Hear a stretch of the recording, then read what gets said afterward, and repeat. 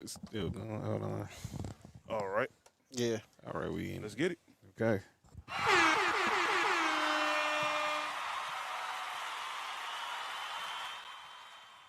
Shit like that. Shit. All right. All right. We good. Let's We drop. good? Yeah, drop the beat. Let's go.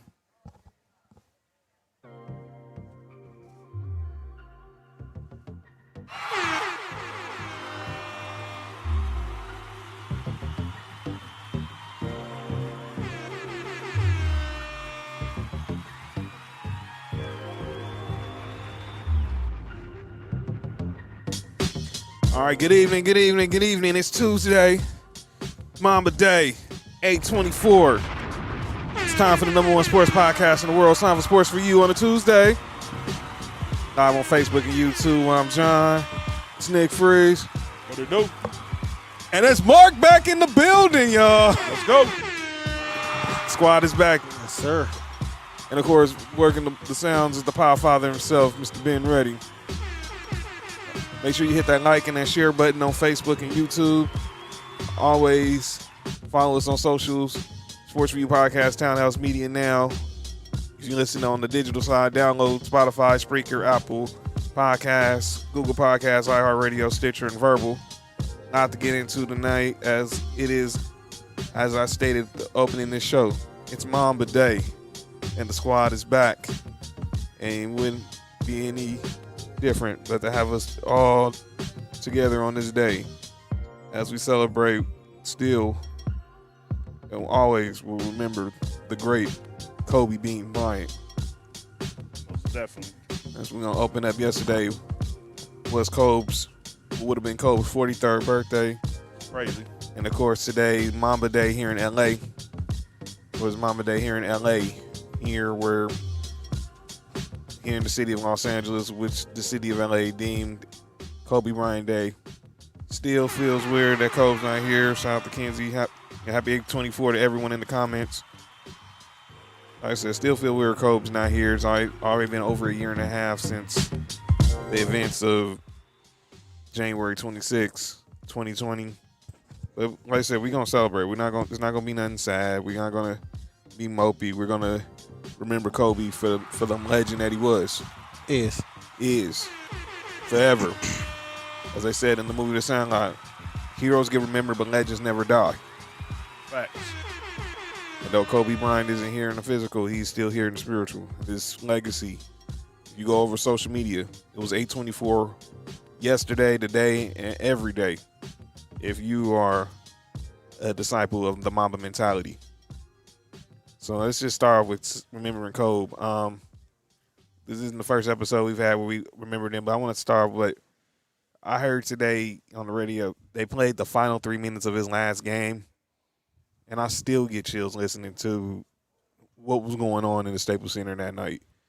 Packed house for a 17-win team, but a legend was having his final curtain call, and you had everyone there from Snoop, Jay-Z, Kanye, Jack Nicholson, The Weeknd, all of Kobe's former teammates, whether it was Shaq, Derek Fisher, Robert Horry, Horace Grant, Lamar Odom. They was all in the building. Gary Payton showed up. Mm-hmm. And I just remember that game. It started off pretty rough, but it ended up being a classic that you can tell your kids, your grandkids, your great-grandkids. April 16th was the day that we heard Mamba out, but Mamba went out with 60. 60. That's crazy. And like my man Kenzie SoCal King said, I still feel like he's going to walk out of that fire carrying Gigi saying we're both okay, but definitely gone way too soon. Still feels weird. And obviously we always remember Gigi. We always remember those 7 other passengers, the Antebellys, the Chesters, Christina Mauser, Ari Zarban. We're going to say their names forever, and their lives and legacies will live on forever. Mm-hmm. But let's go back to that last game, man, and we'll talk about some of our favorite Kobe moments as we get into the show. That 60-point game, I don't think we'll ever see anything like that. And I was listening to radio on the way here, and this is a question I might ask you guys. Kobe's 60-point game is probably something we'll probably never see. Who do you think would be capable of pulling off something close to that in their walk-off game. Like, done. Like, there's really only two guys left who legacies are still, going, and that's Brady and LeBron.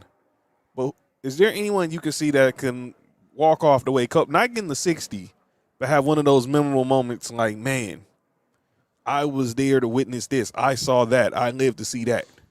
LeBron most definitely. I think he has he could do something like that. LeBron can have like a crazy triple-double his last game or something like that. I can actually see Kevin Durant as his final game having some type of crazy scoring output for his final game. I could see Westbrook having some type of crazy game for his last game.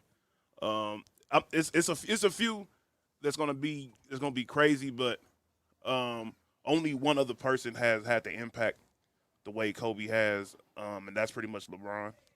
So as far as like being at that level, I think his final game will have some type of crazy impact. LeBron's final season will have a crazy impact. It's gonna be the same thing as Kobe's. There's gonna be that final tour, and everybody's in the league gonna be giving LeBron his final props and everything for his last year, the same way they did for Kobe. And for players at that caliber, it's dope to see that because throughout their career, those players, they saw a lot of criticism, a lot of unnecessary hate.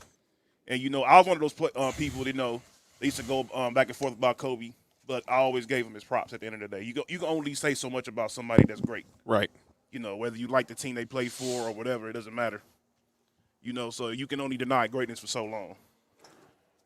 For me, I think I agree with Nick. I think LeBron might go out crazy, but for sure Durant.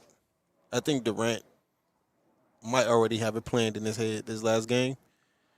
I'm getting up 70 shots, and let the chips fall wherever they might. James Harden too. I can see James Harden doing something. Well, he does that already. What about Steph?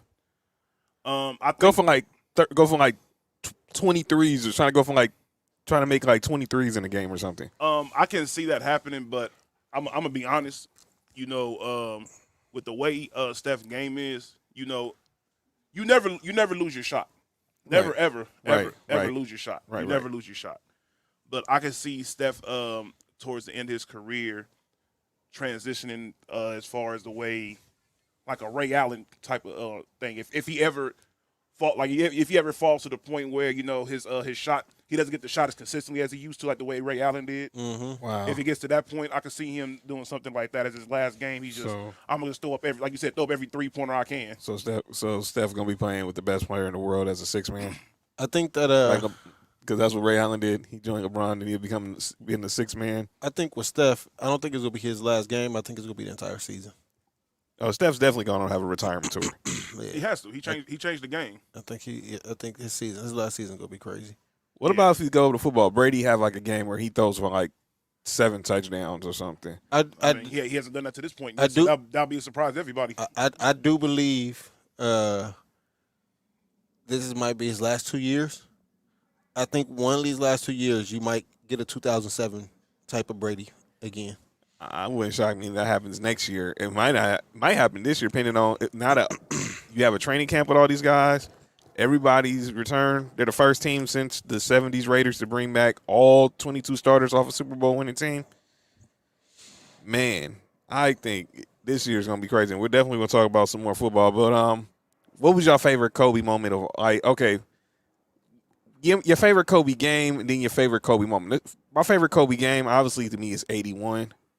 I can talk about the 60 and 3/4. I can talk about that game against Portland in 07 when him and LaMarcus Aldridge was going back and forth and he had like 67. But the 81, man. And the trip was, I wasn't home to watch it. I remember my boy Jared text me like, yo, Kobe's going for 81 right now. And I'm like, get out of here. I'm not home. I'm working. And I get home and I see it all over SportsCenter. Stuart Scott, the late, great Stuart Scott, calling the highlights. Rest in peace to him too. Another great Man, That's crazy. Stuart Scott called those highlights, and the trip was, people forget about the 81.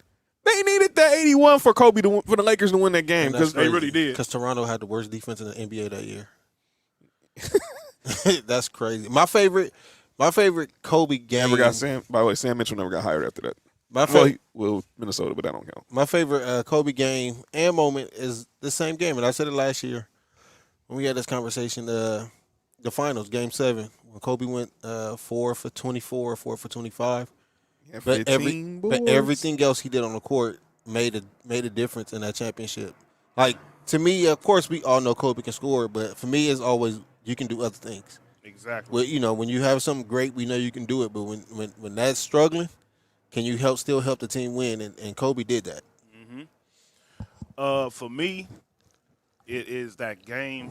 It's not even the 81 against Toronto. The other game against Toronto, where Kobe is. He went crazy. 2013. I know where you're going. I know exactly the game you're talking about. Going into the fourth quarter, Kobe had five fouls. I'm saying to myself, Kobe's going to foul out this game, and they're going to lose. And at this point, I think Toronto was up by like 12. They was up by double digits going into the fourth quarter. And Kobe did not have a good game going up to that game. Sure did not. He had a horrible game up to that point. But somehow, some way, all of a sudden, I seen Kobe make a three-pointer, and I was like, uh-oh.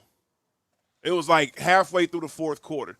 It was like the game was just moving slow, and all of a sudden it was to the point nobody was scoring. It was like a minute, like 2 minutes or something, where it was like one bucket had been scored, and throughout that process, I'm like, I see Kobe hit that 3-pointer. I'm like, oh no. I'm like, hold on, this was something different, because he hit the 3-pointer, and all of a sudden you could see it in his face. He was like, I got the shot I needed. I'm like, oh man. Then all of a sudden, he made another one. And I'm like, oh, man. Then Rudy Gay ended up scoring. And I'm like, all right, cool. And then Kobe had to catch and shoot. He had one of the craziest shots I've ever seen. He literally did, it was like a spin with, literally 3 people guarding him, and he made it. Then he did the same exact thing. Made the most difficult shots ever. The next possession, he scored, 12 points in a row. Out of nowhere. I always say Kobe is the best bad shot maker. He is. And that most definitely was a couple of those. I don't know. He might be the second best after some of these shots I've seen Steph throw up. But nothing. But those shots I seen was ridiculous. I was like, I cannot believe what I'm watching, and I'm seeing everything. I'm like, Toronto's about to lose. I got a favorite Kobe play. To me, my favorite Kobe play is not even him scoring. I think it's the one that started the dynasty. Kobe, the lob to Shaq. I just remember that. Oh, against Portland in Game 7. I just think about that was the birth of the dynasty right there. They were down 20 points in Game 7. They rallied back, and then the play that just was the exclamation point. He crosses over Scotty, throws a lob. He had to throw it. He threw it. It looked like a bad pass, and then Shaq it was. And Shaq somehow, Shaq being Shaq, figured it out.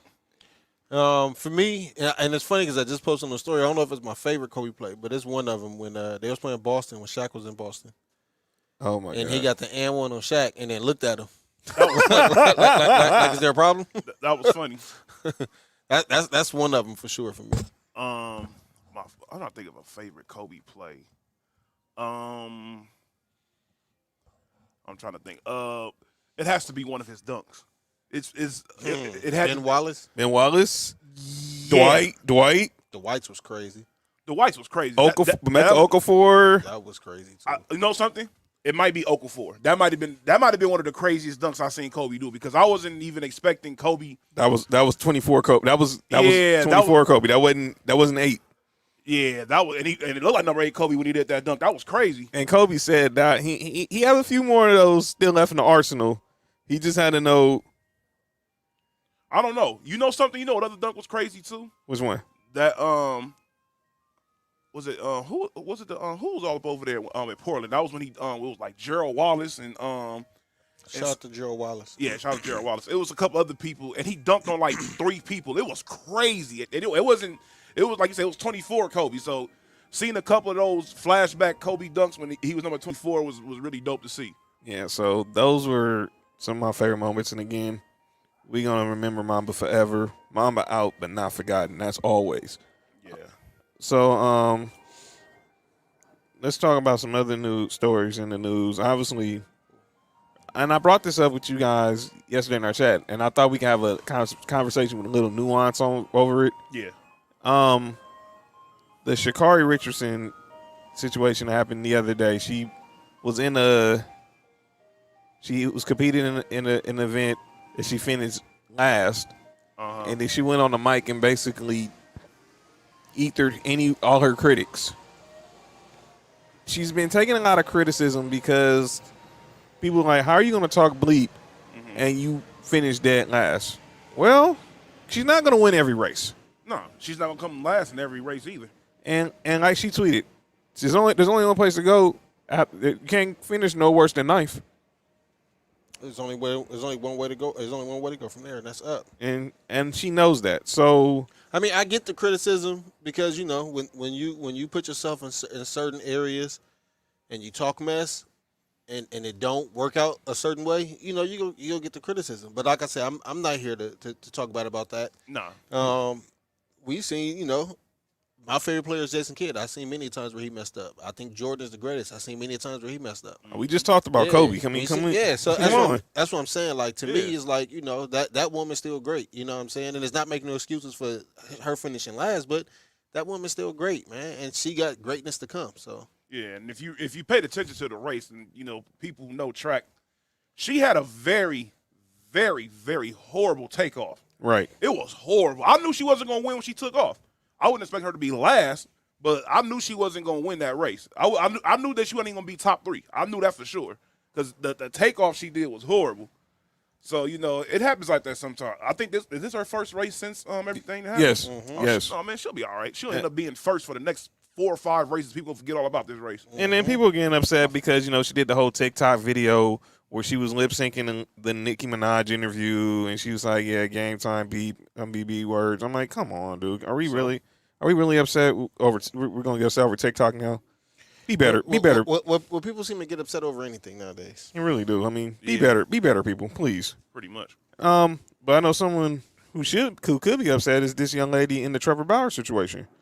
So over the weekend, it came down that the judge ruled last Thursday not to grant this young lady, whose name has not been made public, that she cannot have a permanent restraining order against Dodgers pitcher Trevor Bauer. And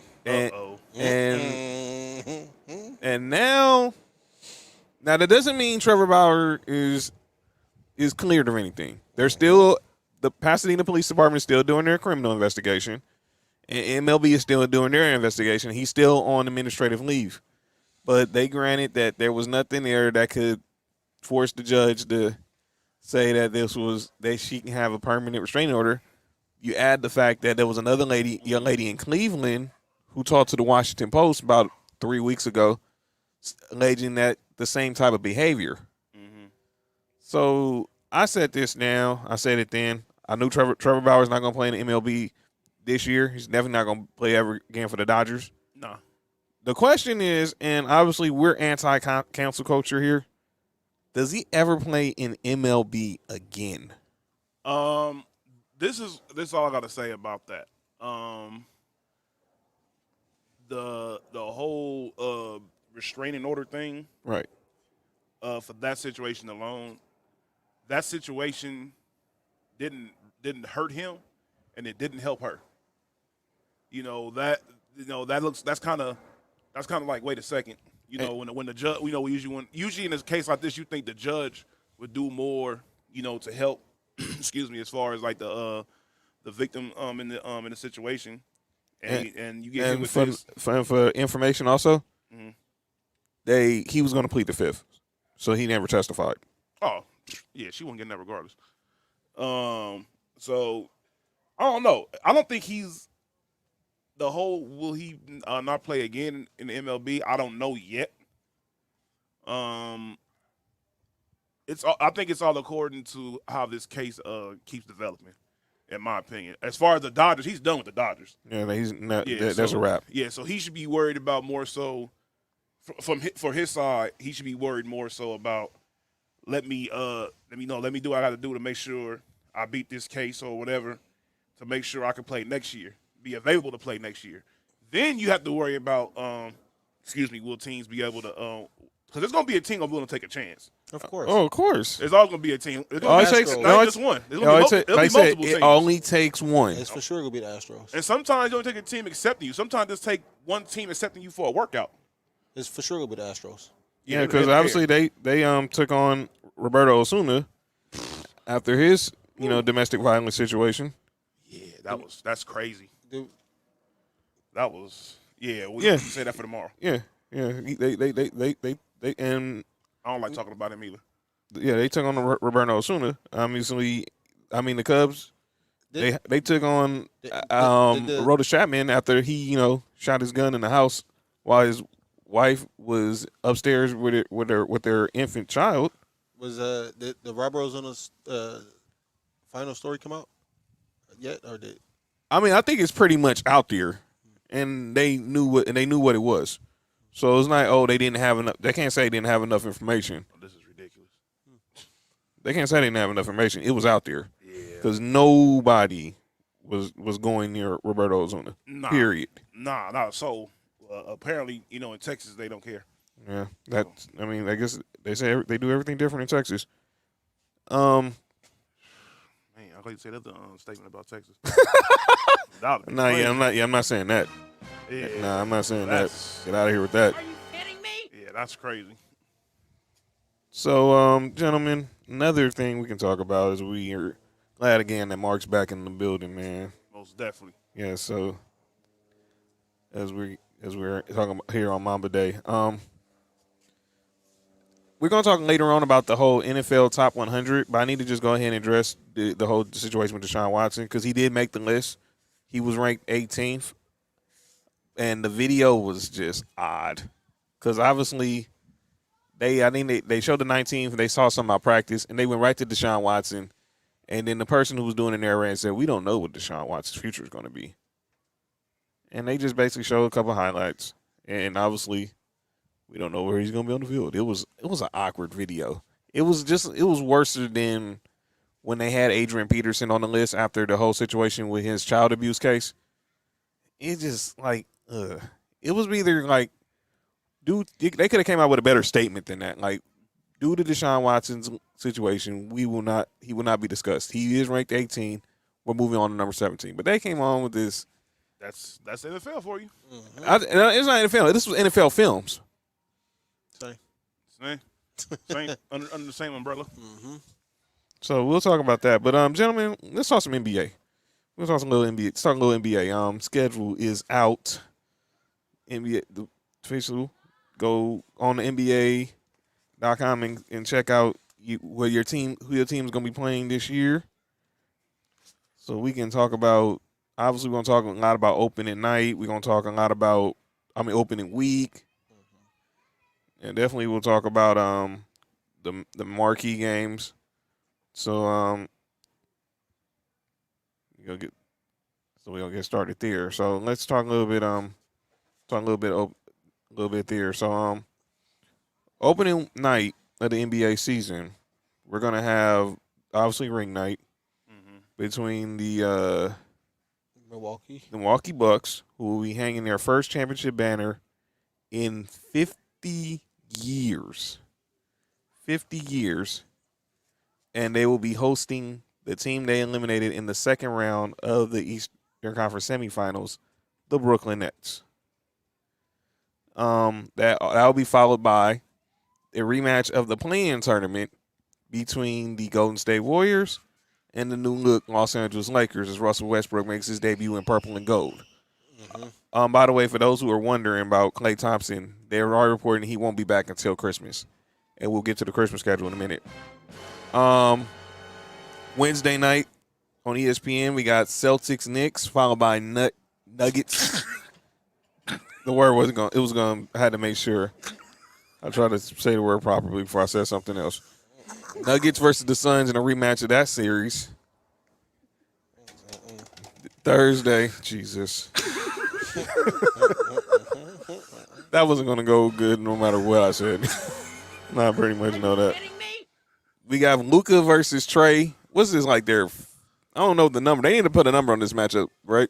There should be. This is like How many years have been in the league for? For so what? This is probably like their 8th matchup, probably. Mm-hmm. Yeah, something like that. So seven or and 8.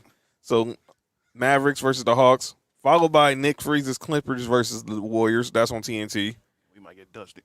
Then Friday night, concluding opening week, we have the Nets versus the Sixers, followed by a rematch between the Suns and the Lakers. Yeah, y'all gonna dust them too. Yeah, so that's how the opening week schedule. Anything stand out on opening week? We're gonna see maybe we might see a healthy Nets versus Milwaukee. That's the only thing I can think of so far. It'll be dope to see. I want to see that healthy Suns, healthy Lakers and Suns. Yeah, I want to see that. I want to see that as well. Those are the two so far that stand out to me. Yeah, I want to see a healthy Lakers versus the Suns because I still think we would have defeated them dudes in the first. Defeated them dudes in the first round. Ain't no y'all would have most definitely would have beat them. Yeah, because those dudes really just don't deserve to be. They okay, man. You're trying not to show my bias. History went their way. That's just the way it is. Yeah, pretty much. That's just the way. That's the way it goes sometimes. You need a little luck to go on a run sometimes, and then luck ran out. So I'm gonna give you guys the Christmas Day schedule. So get it, but I can tell you the main game we all know that everyone's talking about for Christmas is going to be Lakers versus the Nets. Wait, yeah. I just thought about something. You said the Knicks versus Boston? Yeah, that's going to be that's the Wednesday night game on ESPN. Ain't Kemba up over there in New York? That's right. Kemba's the Kemba revenge game. And he's from New York. That's right. Playing his first game his first career game as a Knick is in the Garden. That's gonna be dope for him. Yeah, that is. From I think he's from Queens or the Bronx. Yeah. Yeah. You know something? Yeah, that's one of the games. So I'm gonna watch that game too because they.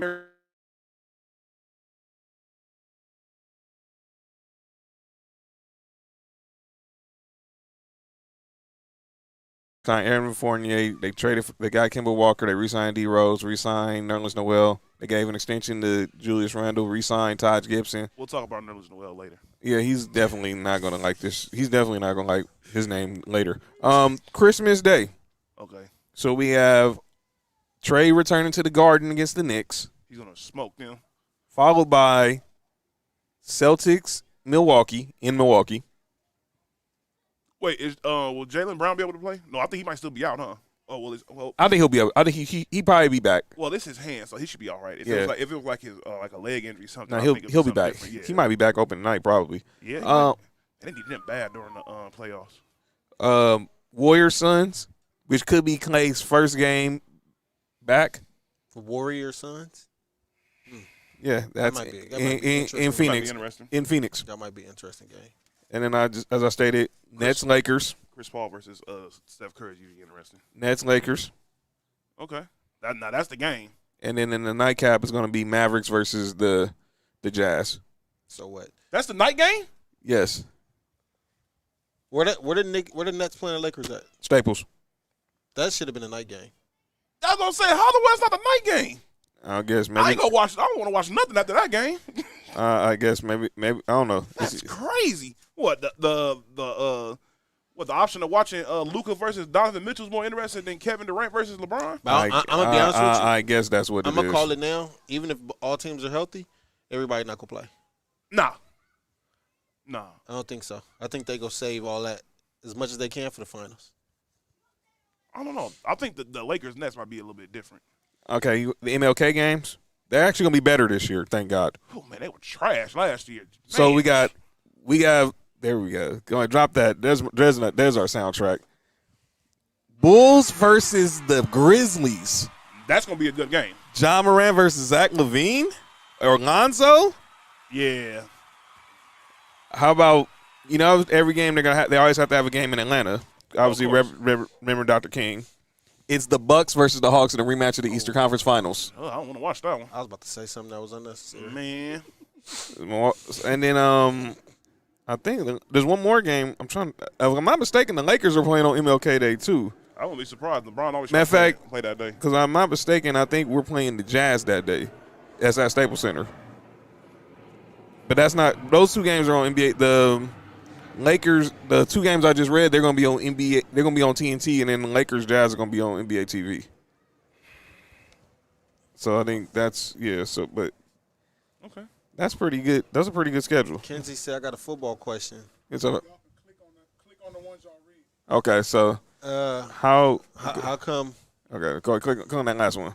So our boy Kinsey, aka SoCal King, has a question. I got real quick. How come they only play a team once every 4 years? Because what happens with that is they have I forgot when they first set this up, but basically they're trying to have it set up so that each division plays basically so every team plays every team right every couple of years, because the way it used to be was a team may not play another team for like 10 years or something like that. So the thing was, when they did that, the NFL saw that there's a lot of talent literally in every single team. So for example, let's say like the Saints were when the Saints were good with Drew Brees or whatever, and there's opportunity for them to play another good AFC team. Let's say, for example, like the Chiefs, and throughout the whole time both these teams are good, they never play against each other. That's a loss for football fans. So that's how they made up for that. Yeah. So what they did was just say, like me as a Bills fan, we play each NFC division right once every 4 years. So like this year we played the NFC South. Yeah. You know what I'm saying? So we won't play them again for 4 years. Then like every team we play in Buffalo this year, we'll play at their home 4 years later. So yeah, they switched it up like that. So those are some of the national games. Obviously, it's gonna be. I'm just glad to have the NBA. They're gonna be back at the full 82 games, which is gonna be good. So season starts in October. We'll be ready to roll. Here's some of the national games we're gonna see on. No, those was last year. I'm sorry. So let's go ahead. I want to get to. Let's go to another topic, and that's what's going on in college sports and college football. Well, college sports in general. Today, it was announced that an alliance has been announced between the Pac-12, the Big Ten, and the ACC. That's crazy adding the ACC to that.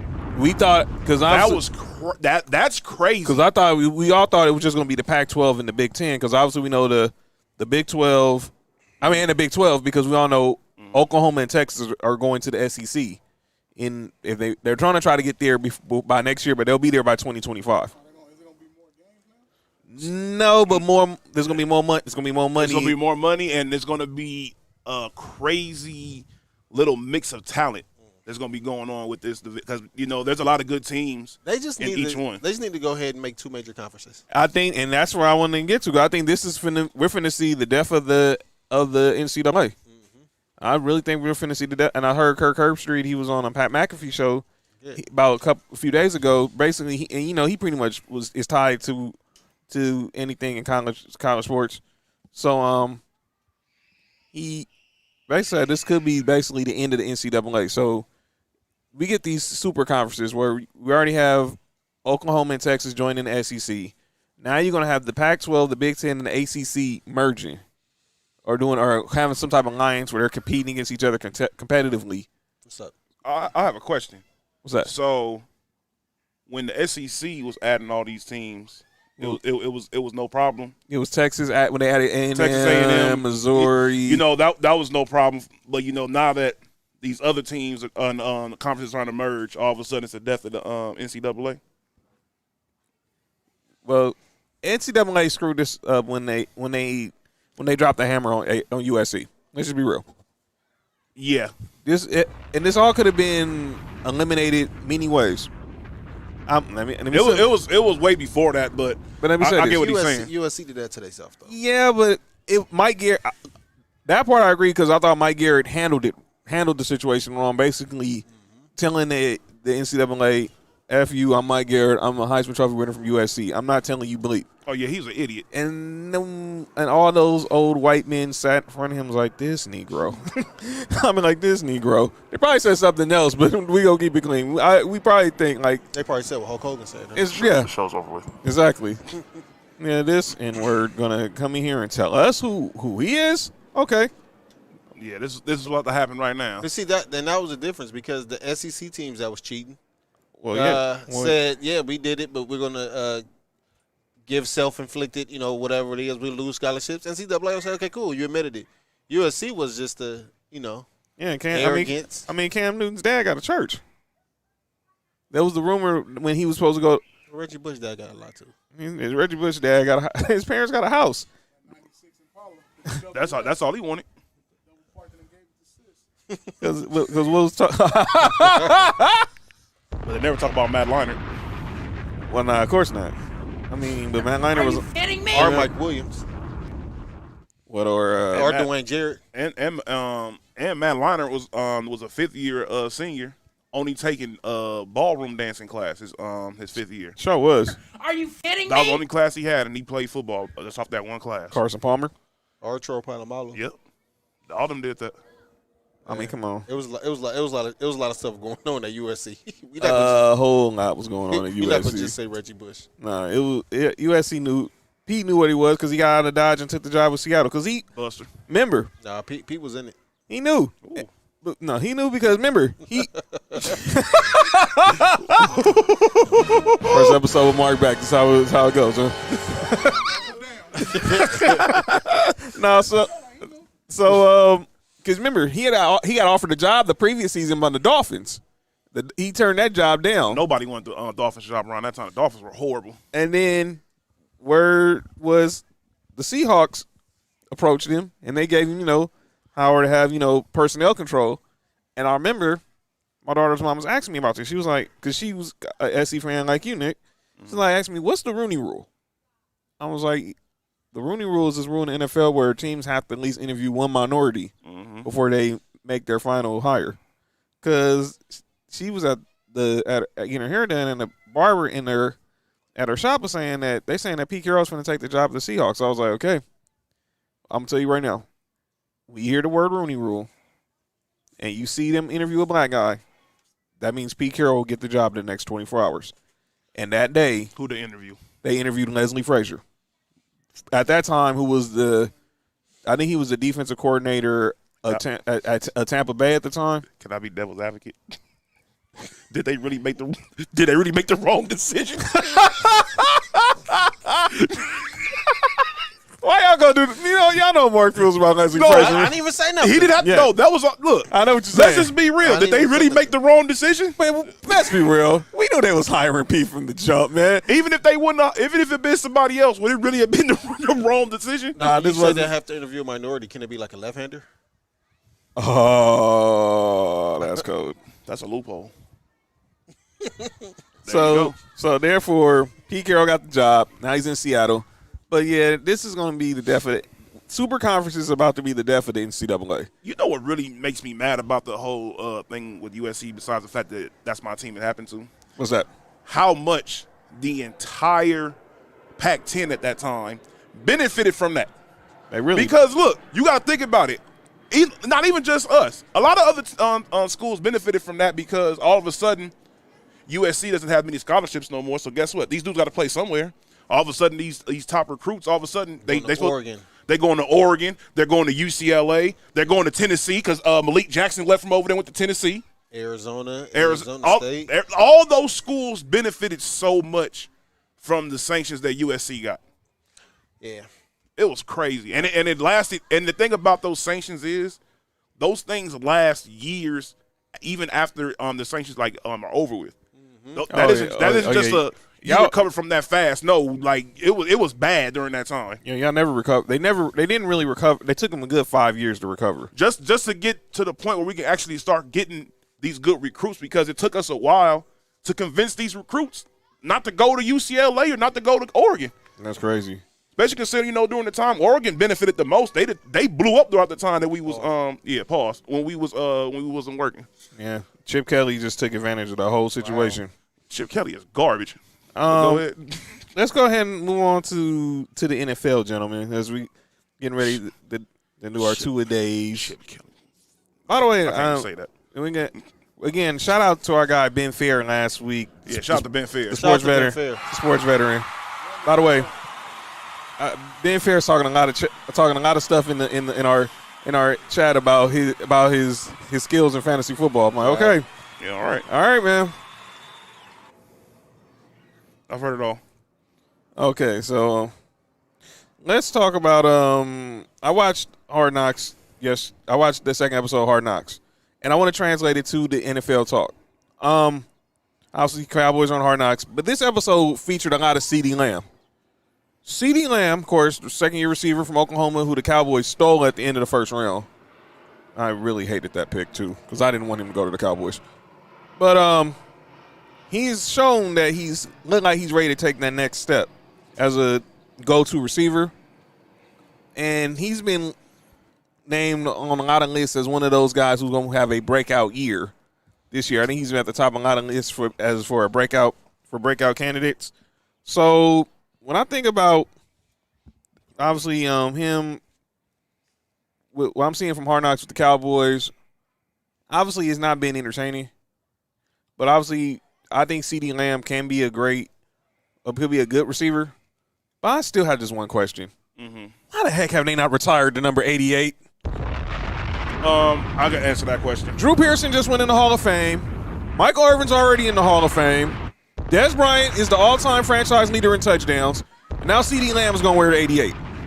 Are you kidding me? That's because in Jerry Jones's mind, every good receiver that the Cowboys are supposed to have is supposed to wear that number. So I guess every good player should wear 21 too, because they let Zeke wear 21. They don't retire numbers like the Raiders. The Raiders don't retire numbers either. That's the stupidest thing ever, man. I agree. I don't want to see no Bronco wearing 7. I don't want to see no Bronco wearing 30. I hated when Brandon Lloyd wore 84.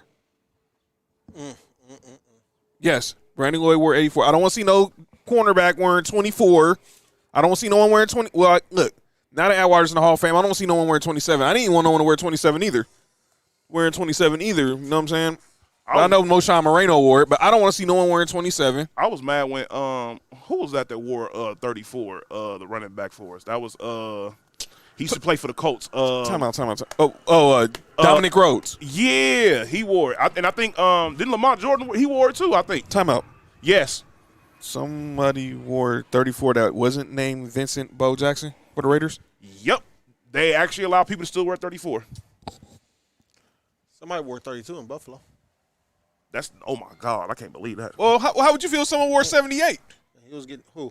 If someone else wore 7, Who? Well, exactly. Who and what team? In Buffalo. We don't have 78 available. Exactly. Yeah, they're smart enough to retire. the number. Exactly.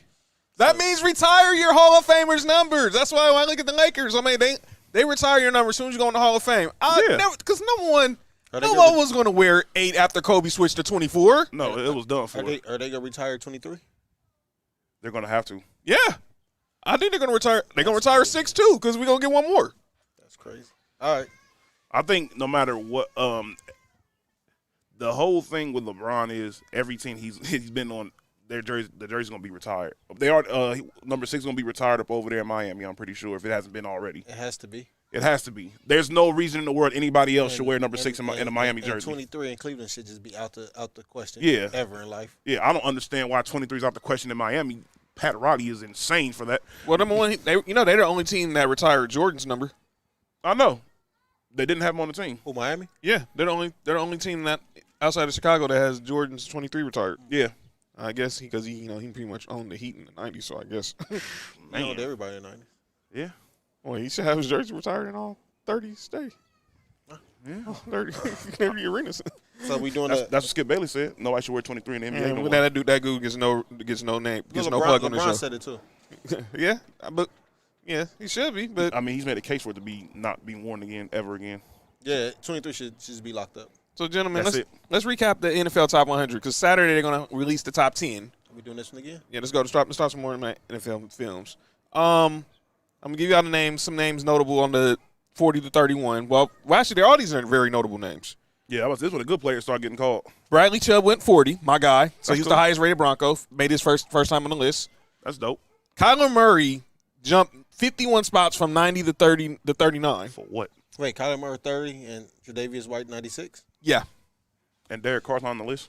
Yeah, we'll say that. Let's say that for later. We definitely have that. That'll definitely be to talk about next week.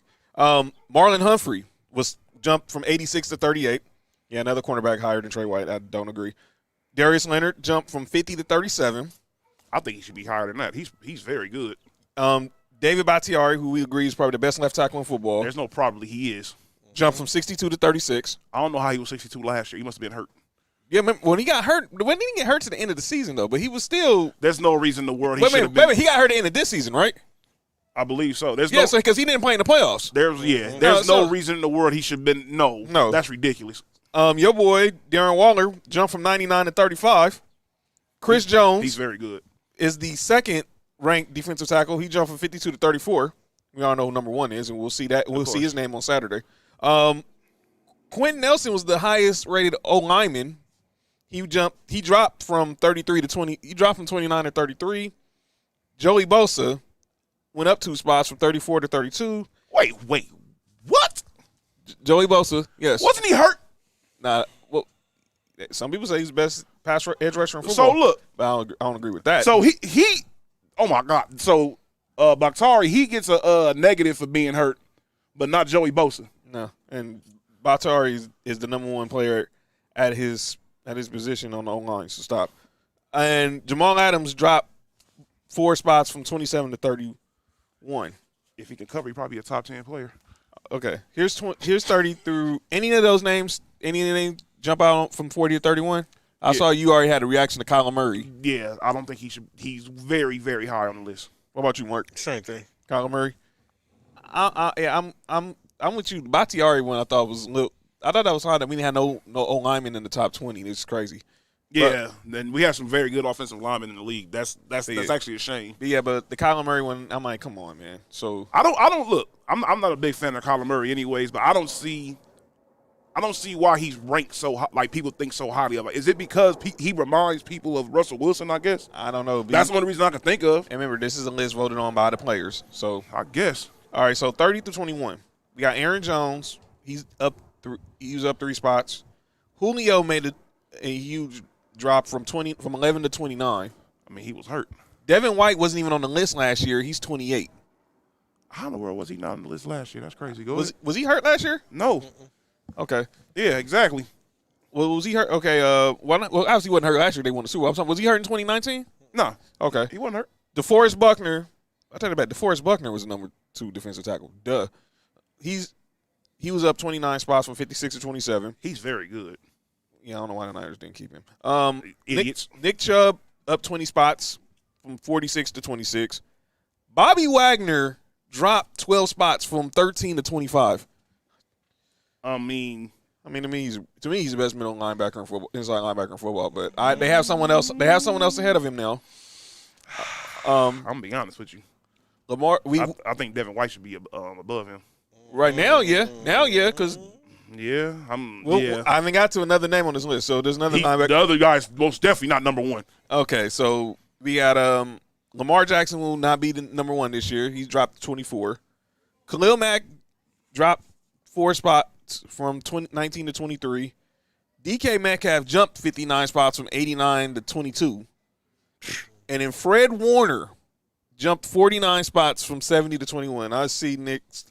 I'm just looking at Nick's face right now. You're not the biggest Fred Warner fan, aren't you? It's not just that. I don't think he's better than Bobby Wagner. I don't either. Or what's his name? Or Devin White.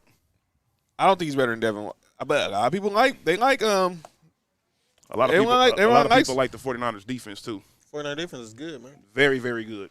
By the way, I think Fred Warner was the highest inside linebacker rank because now I'm looking at the list. So here we go, 20 through 11. Dalvin Cook is 20. He was 21 last year. Budda Baker jumped from 97 to 19. Why? For what? Are you kidding me? Why? They said he's one of the best safeties in football. I guess. I guess he is the best safety in football according to this list. I said earlier, Deshaun Watson jumped from 20 to 18. Mark, you're not going. Here we go again, man.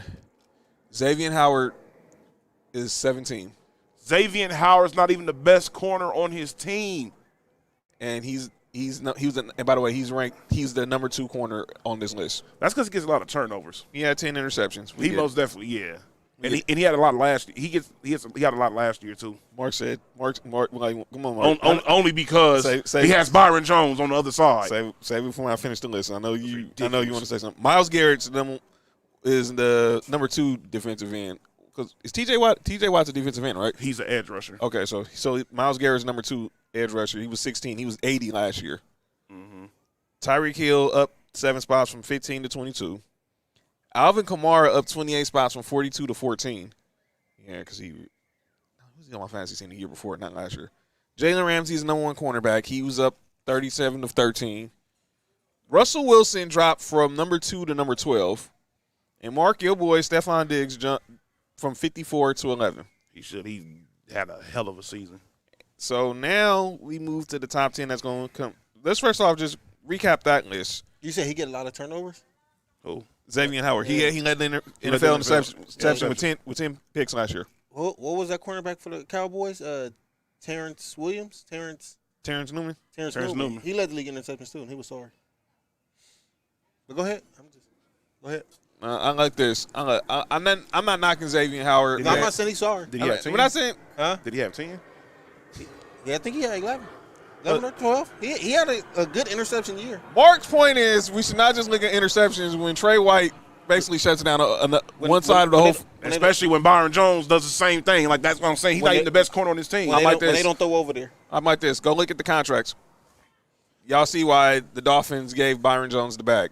He got routed up one play. Oh my.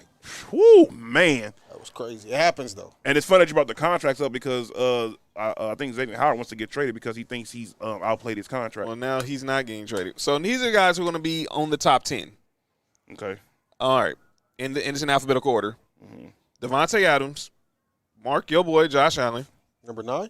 No, he's No, saying in alphabetical order. alphabetical order. No. They're going to reveal this on Saturday.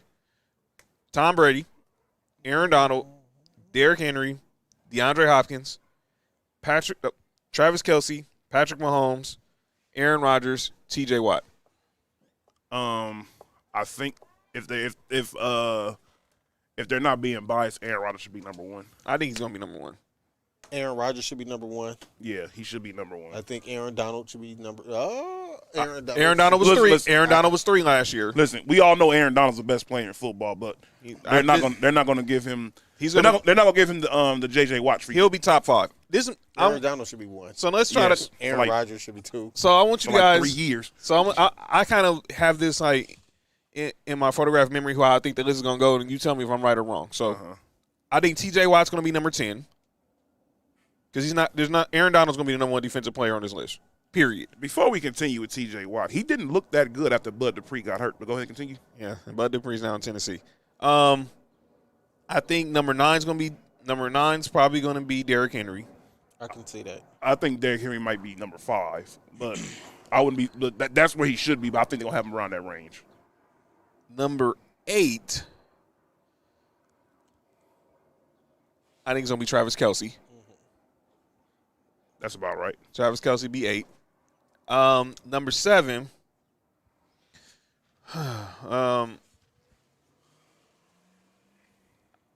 I think it's going to be Devontae Adams. How they go have it, or is this what you think? This is what I think. This is your personal opinion. This is my personal opinion. Okay. Number 6, Mark, I think it's going to be your boy Josh Allen. So they get to the top 5. 5 is going to be Brady. 4 is going to be DeAndre Hopkins.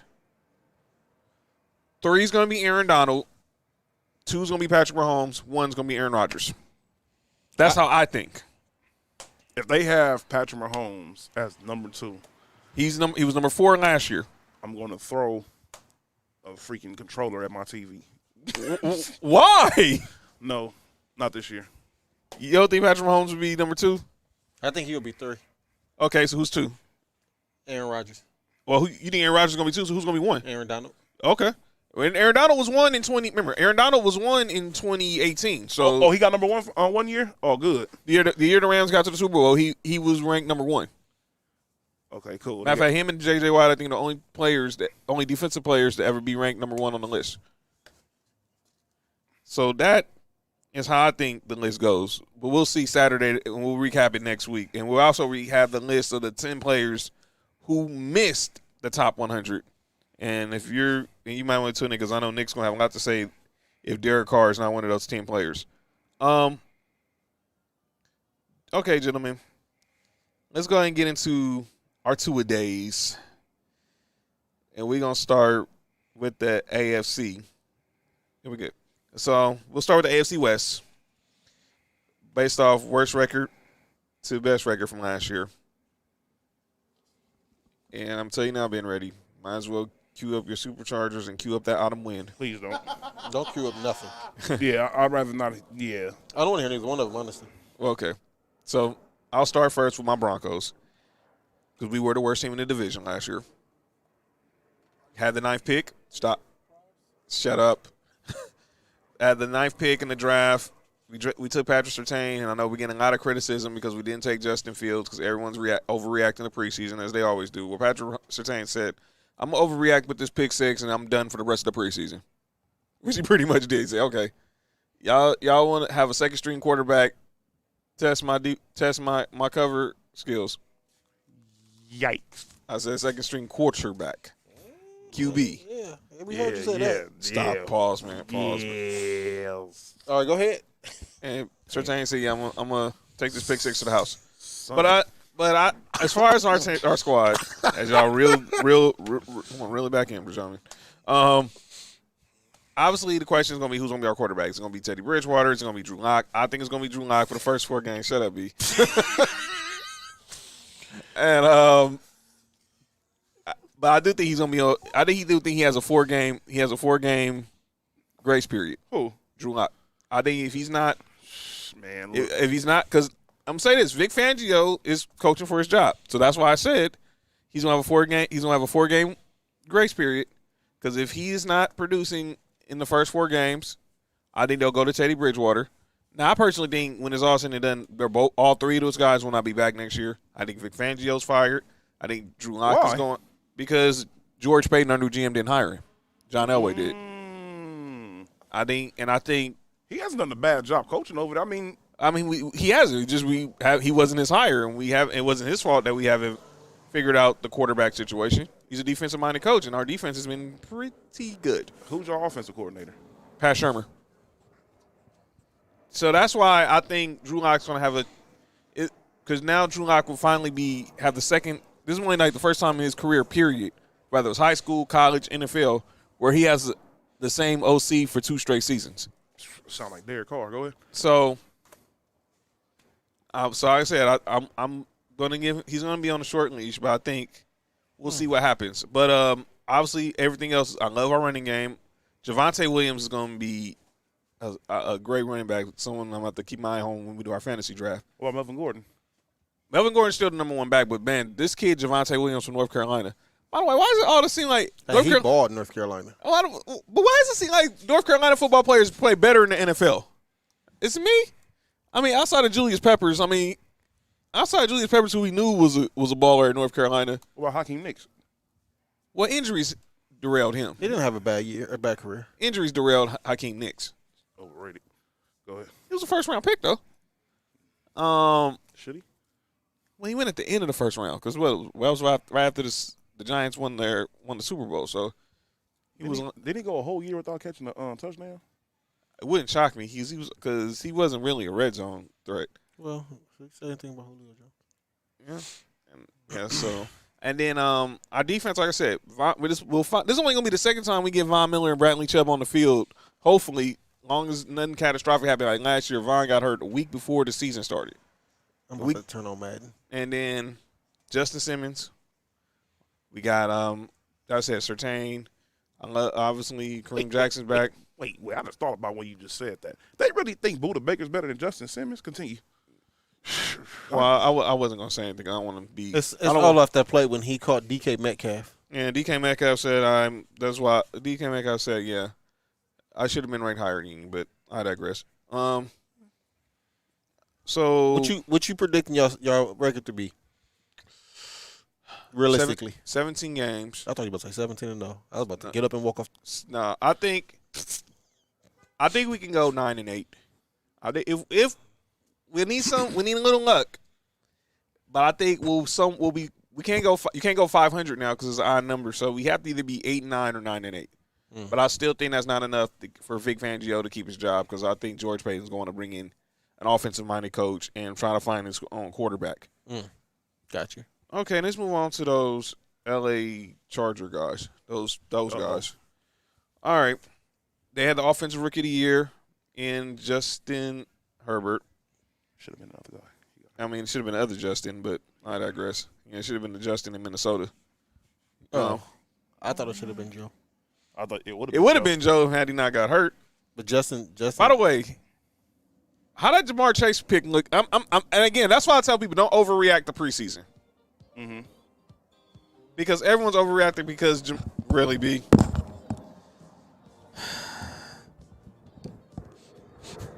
All the time, B just sitting there just plotting.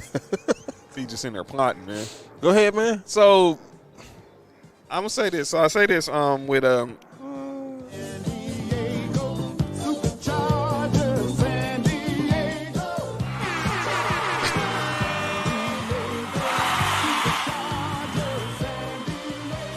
This song is whack. By the way, why is this song still being played in LA? They're not in San Diego no more. Because nobody want to make a new song for him.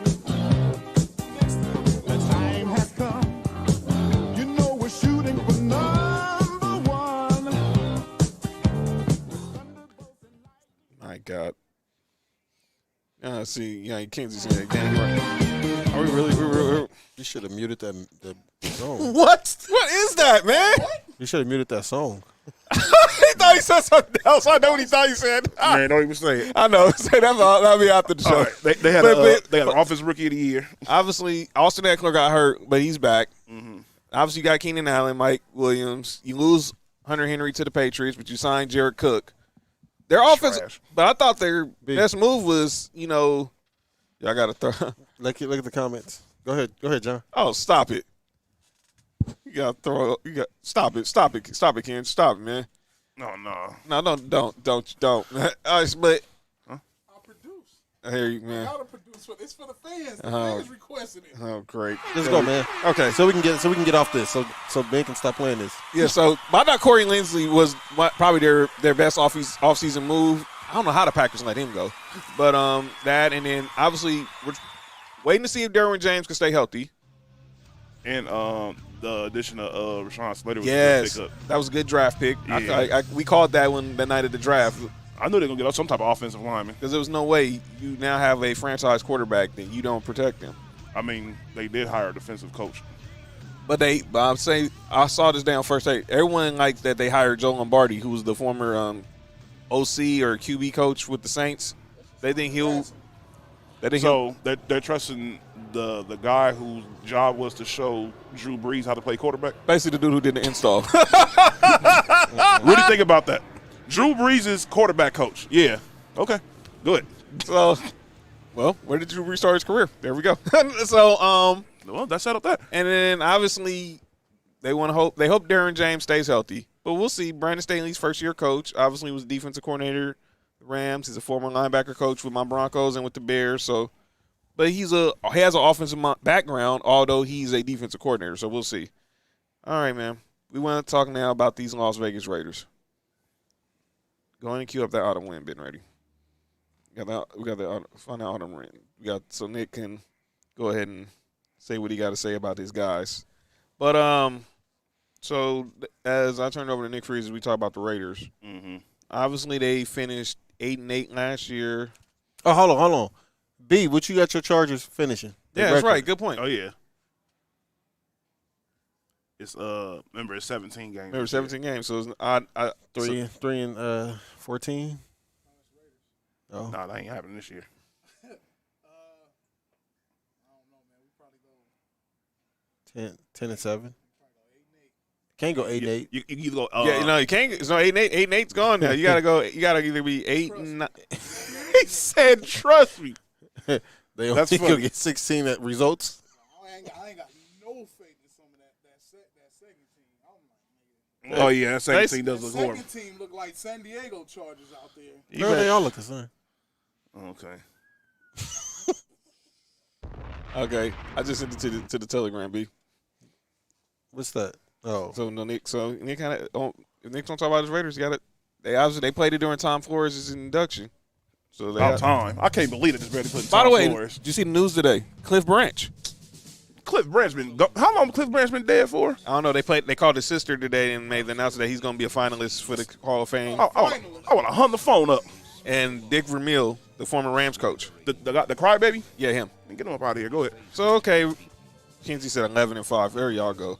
Okay, Please. Nick. Come on now. Let's talk about your Raiders. Obviously, they're now if fans in Vegas. Y'all only getting 16 games? And then, obviously, it's time for John Gruden to show that he's worth $100 million.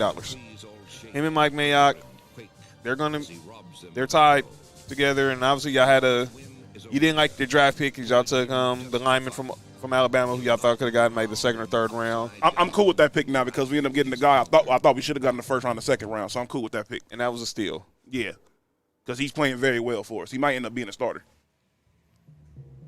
So far, what I've seen, well, as far as from John Gruden, I always bring up John Gruden and call him out names whenever he pisses me off.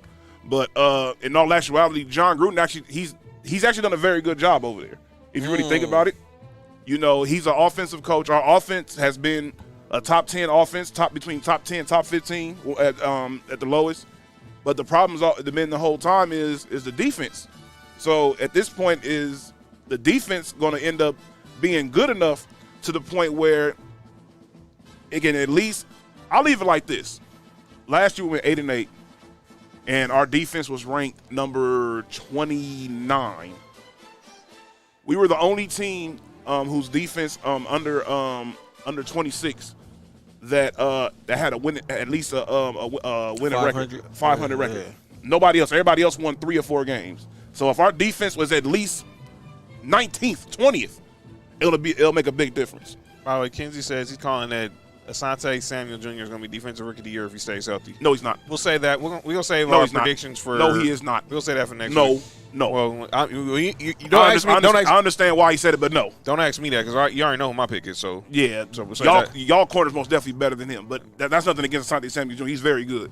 Yeah. But from what I've seen with our draft picks, I really haven't got a chance to see our tackle yet. I'm not about to say his name because his name is crazy. So it is. From what I've seen from Morick, he's played very well. Steal. Yeah, most definitely. And Hobbs, I think his name is Hobbs, the slot corner we got. He's actually played very well in the with Lawson being suspended for the first 2 games. They're saying he's going to be started for him, but they said he might end up just having the job for the rest of the year. So we may not have Nevin Lawson no more. We may end up cutting him after the 2 games suspension, or he may get cut beforehand. So for what I can see is if our defense can just be, I'm not asking for like a top 10, top 5. I'm just average. Defense play average. We got enough weapons on offense. We got the 3rd best tight end in the league. He may end up being 4th after this year because this dude from Atlanta is insane. Yeah, pause.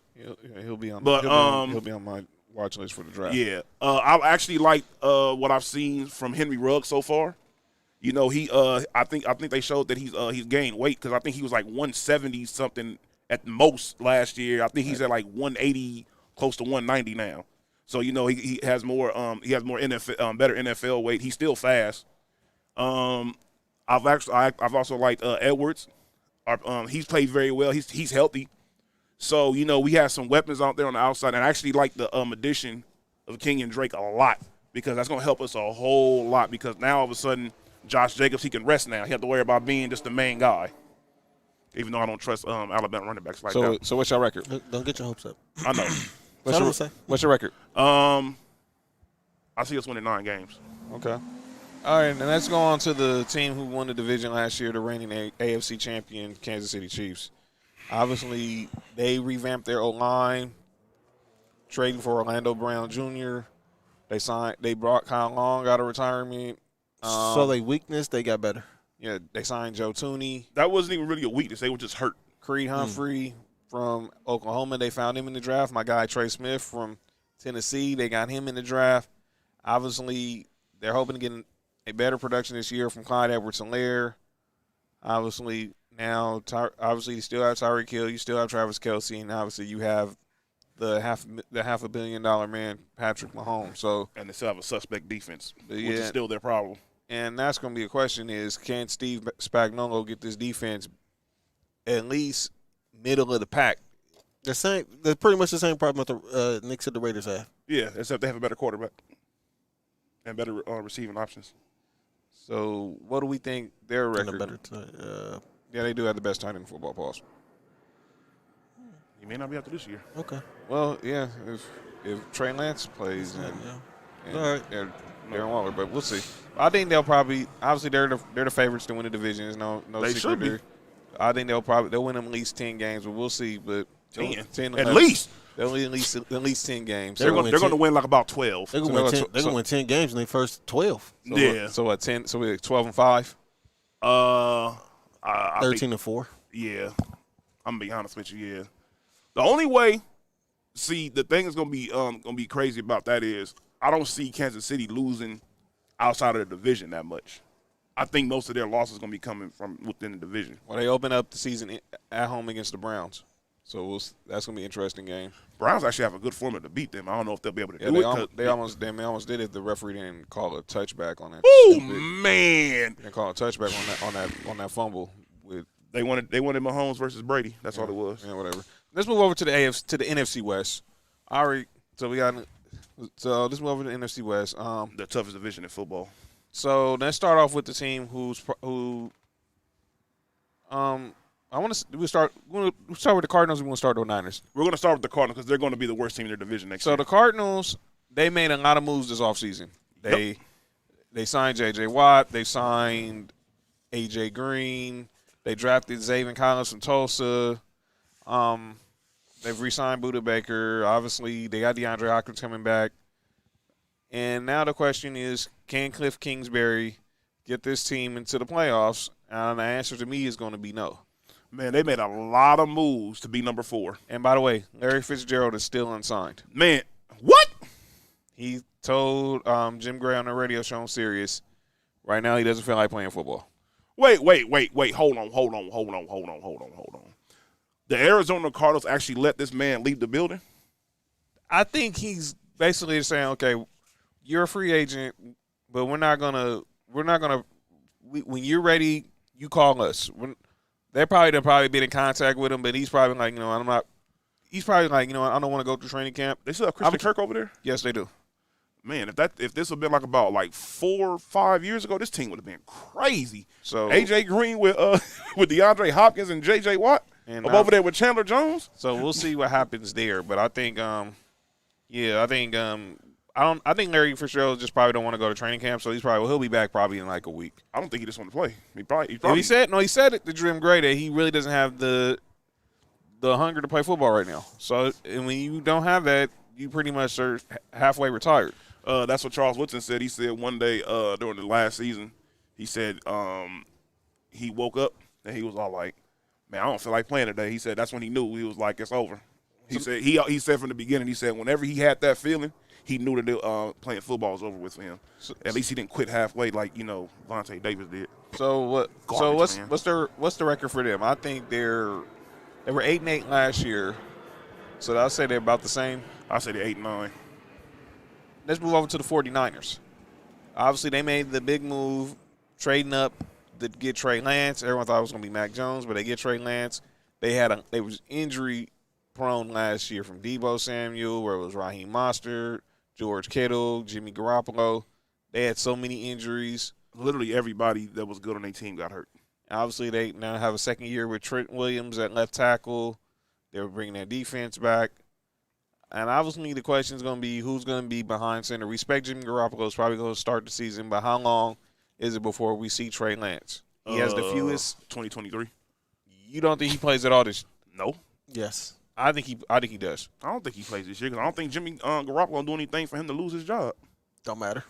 I think Kyle Shanahan moved up with the reason to play this dude this year. You don't give up all them picks to sit him 2 or 3 years. I wouldn't be shocked when we don't see by week 6. I think we see Trey Lance. If they are 6-0, there's no way in the world, or They're even, not. or even 4-2. There's no way in the world. Barring like them being like I don't think they play him even if they're 3-3. I don't think they play him.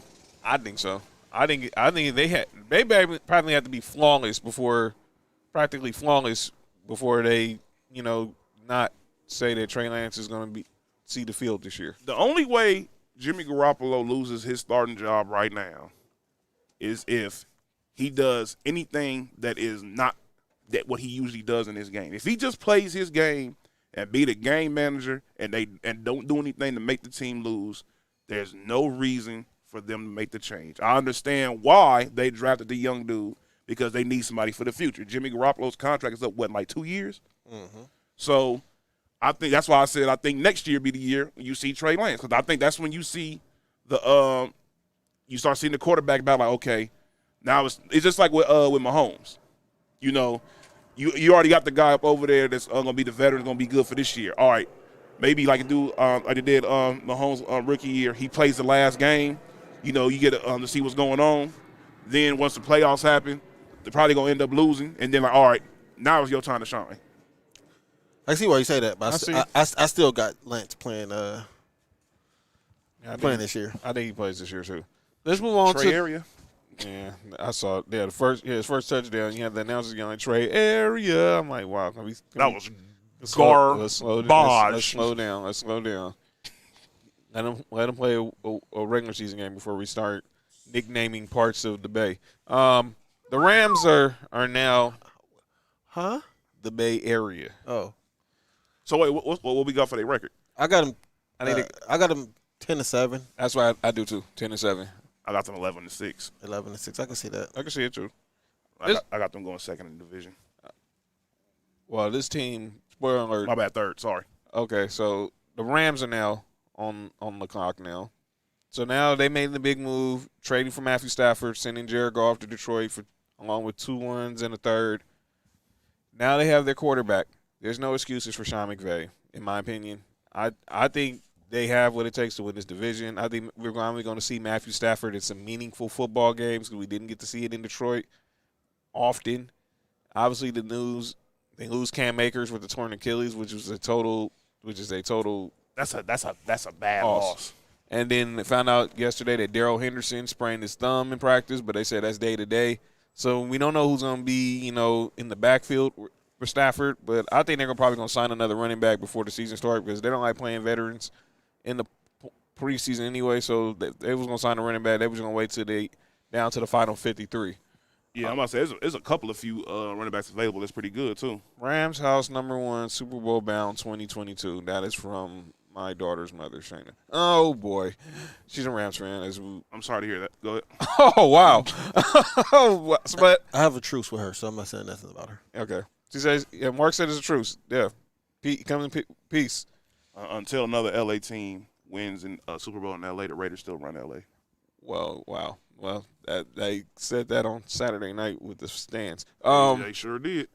And let it be known. But like I said, I think there's a lot of pressure on McVay. Won't be this year. Yeah, she said, "Watch it, Nick."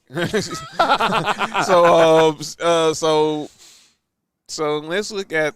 Like I said, I think there's a lot on McVay. Everyone's putting a lot of pressure on Stafford, but I think it's time for McVay and Leslie. You trade all these picks. You're always in go-for-it mode, which I can respect for an organization. But now it's time y'all have to get back to the Super Bowl. Obviously, y'all got there with Gurley and Brandon Cooks and Robert Woods. No Cooper Kupp. You traded for Talib and signed Sue and Marcus Peters. You had John Johnson and the whole crew. But you lose John Johnson and Troy Hill to Cleveland. I can't believe they didn't re-sign him. I thought that was crazy. Obviously, they re-signed Leonard Floyd. The O-line, we're hoping the O-line is going to be the question. Andrew Whitworth, we know he's older. He's almost, I think he's 40 now. He should be 40. Well, he's older than his coach, which is crazy. But half the team is older than his coach. So the question now is, can they win the division? I think they have the takes to win the division, but I think McVay just needs to not try to prove he's the smartest guy in the room and just go ahead and coach. This is where they're calling you the boy genius, just like with Shanahan. Now you have your quarterback. Time to get the job done. I think they're going 12-5 personally. I think they're my favorite, spoiler alert, to win the division. And we'll talk about that when we make our Super Bowl picks in a couple of weeks. but I have them. But I think they're going to be the team that you're going to look out. But the team that won the division last year, Is I win it again. I don't think so. The Seattle Seahawks. I don't either. I think Seahawks will be third. And now we knew all the drama with Russell Wilson. His agent gave the Seahawks a list if he was going to get traded to teams where he would go. One was Knicks Raiders. I still don't think that that is so clear. I know they re-signed Jamal Adams, but they still ain't re-signed Dwayne Brown. And Russell's been very clear he wants his left tackle to get his money as well. Obviously, they brought back Chris Carson. They're going to have to eventually get a deal done with DK Metcalf. They re-signed Tyler Lockett. Obviously, the O-line still looks a little suspect. And like I said, they haven't paid Dwayne Brown. Defense, this isn't the Legion of Boom no more. Those days are long gone, and Bobby Wagner's the last man still standing. But I don't think – what do y'all think with the Seahawks? I still think somehow the Seahawks win the division. I don't know how, but they somehow always figure out a way to win at least 10 or 11 games. I got the Seahawks winning 9 games. I got them winning 9 this year? I think they take a step back as well. I think I got them winning 9. I got the Rams winning 10, and I got 49ers winning 11. So we didn't do this last week. We making predictions on who's going to lead the NFL in certain categories. We forgot to do the receivers last week. Mm-hmm. So we'll do it this week, and then next week we'll do the defensive, like this, QB sacks, tackles for loss, interceptions, and all that. And then the following week we'll make our Super Bowl picks. So who leads the NFL? And for the record, all these stats last year was led by one person, and that was Stephon Diggs of Mark's Bills. Exception of touchdowns, that was Devontae Adams. Mark, is your boy going back-to-back? No. Who leads the NFL in receptions this year? That's going to be tough. I'm going to be honest with you. This is going to be a shocker. I got Odell. Wow. I don't think they passed the ball enough for him to get it, to lead the league in interceptions. All right. Just watch. So Mark says Odell. Not Buddha. Who do you think?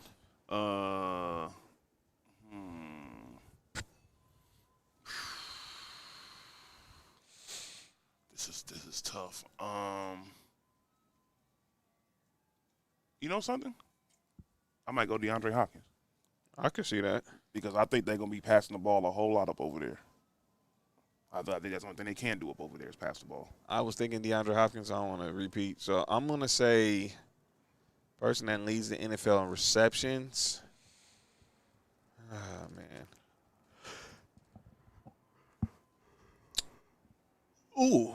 I know I could have said. I'm going to go with A.J. Brown. Because I think he's going to get Julio's going to get a lot of double teams this year in Tennessee. So And there's going to be a lot of 8 in the box, too. Yeah, so I'm going with A.J. Brown. Who leads the NFL in receiving yards? The cat from Minnesota. Yeah. Justin. I was gonna say I'm gonna choose him for receptions at first. That's what I was just thinking about. Yeah, but I think he's gonna go with yards. Mm-hmm. So you think Justin Jefferson too?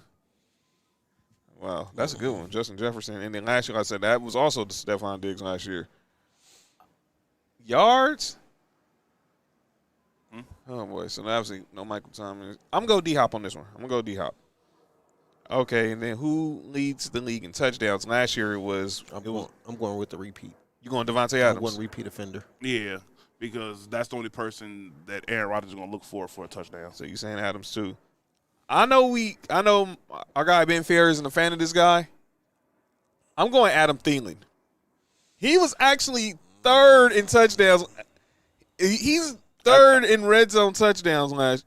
Adam Thielen gets a lot of touchdowns. He's a red zone target. I've had him on my fantasy football team before. He gets a lot of touchdowns. So those are receiving. The next week we'll preview who's gonna be the top on the defensive side. So now, gentlemen, let's go ahead and our final segment. As we do, is often imitated. It's never duplicated. Oh, B got to do it.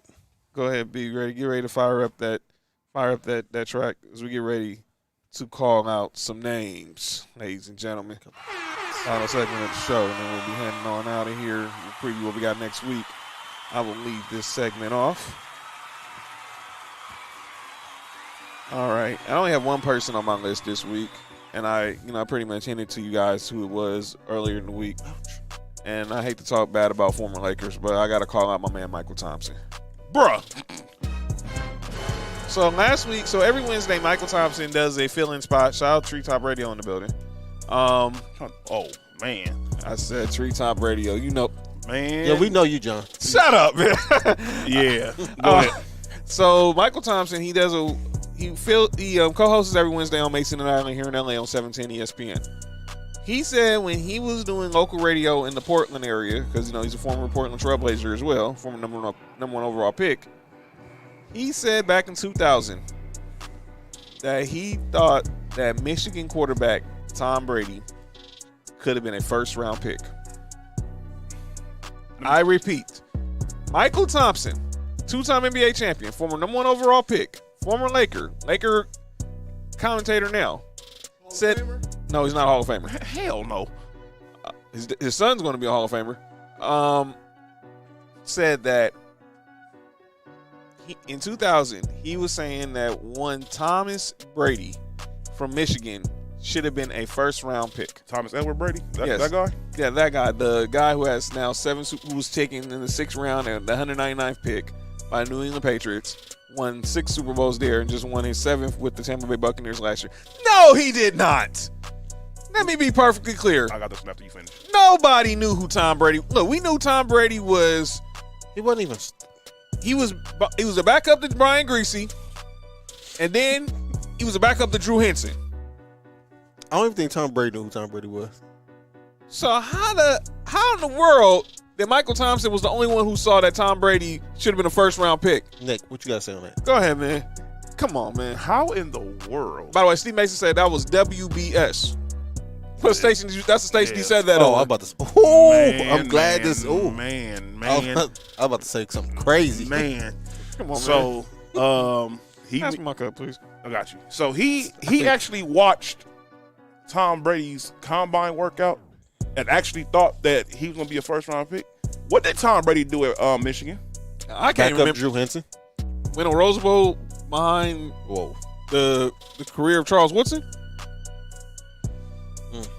All I got to say is, if you thought that Tom Brady was a first-round quarterback when these numerous respected people in the league didn't even have him as a top 4 round pick, not even in the top 4 rounds, and you thought he was a first-round pick, you, my friend, should have played the lottery that day.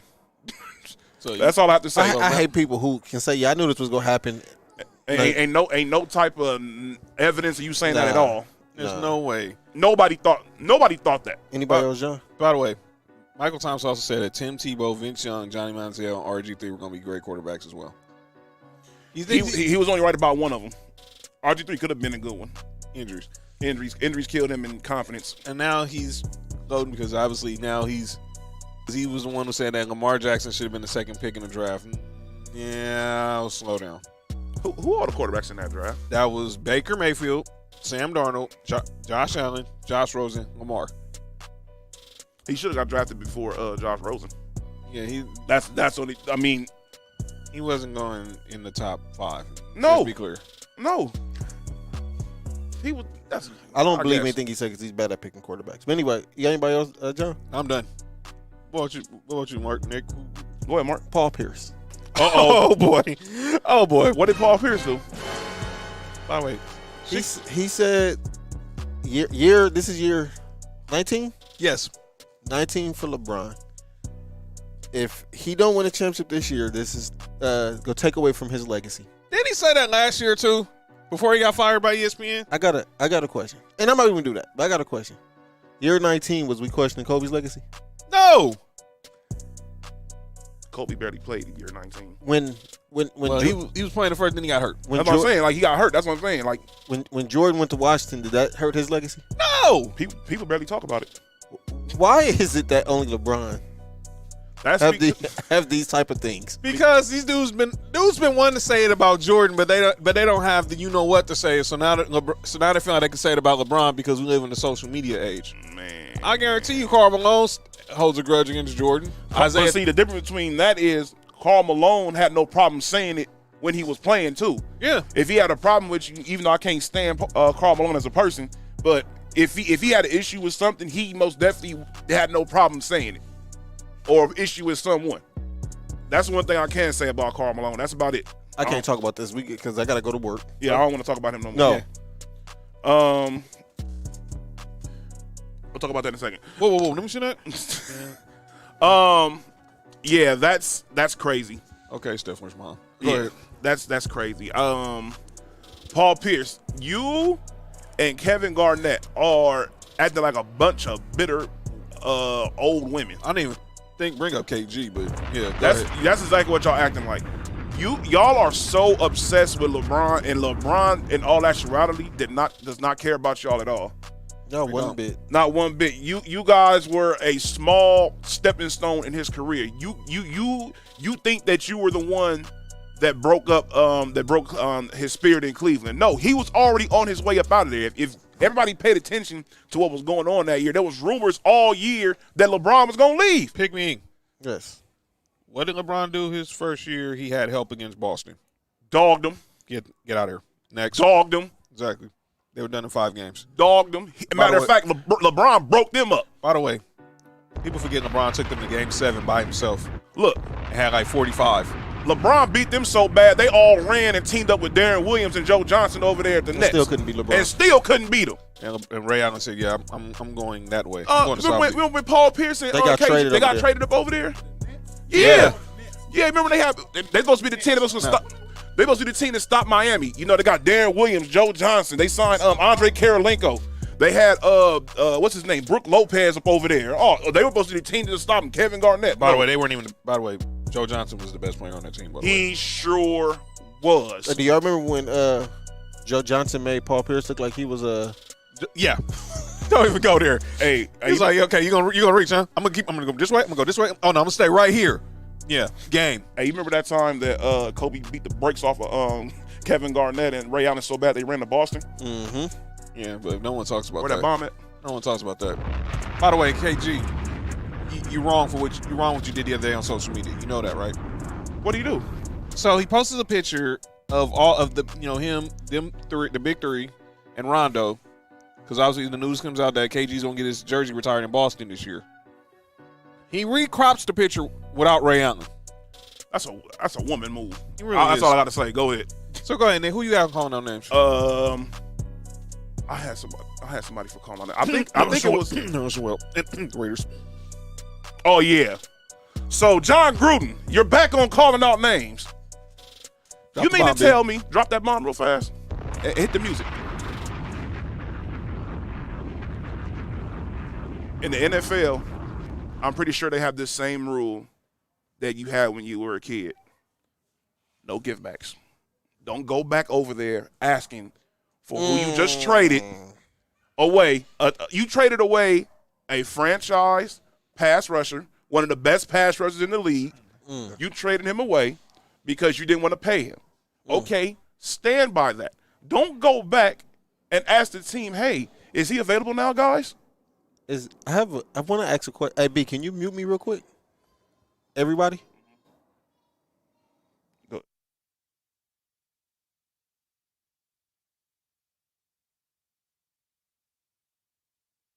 All right, thank you guys. Most definitely, yeah, you did. That's That would have been crazy. Exactly, But exactly what he was. Exactly what he that's was. exactly too. what happened though. So you can go cut the music back on. Sorry, So guys. you good? So John Gruden, Mike Mayock, y'all making yourself like laughing stocks in the league. It's already bad enough everybody laughing at us behind other situations that's going on up over there. I ain't gonna talk about right now 'cause I want to get canceled. And but this right here doesn't help anything. Why? What was the purpose? Let it go. Let it go, bro. Go ahead. Move on to the next person. Move on to the next person. Let's go. Man, this is ridiculous. I'm over them, Okay.